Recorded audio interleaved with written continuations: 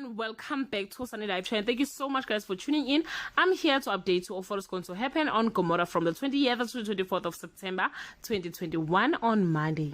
A guilty ridden lady tells Melusi she has a confession to make while Mazet continue to plot to get rid of Don on Tuesday. Teddy and Sbongile struggle to come to terms with Don's absence. Ntokozo advises the ladies not to tell Melusi the truth. Mazet and Bongani plot Don's downfall on Wednesday. Mazet failed to bring down Don. Tati organizes a pageant. Bongani asks Zodo to stay away from him on Thursday. Gladys offers to be Tati's helper.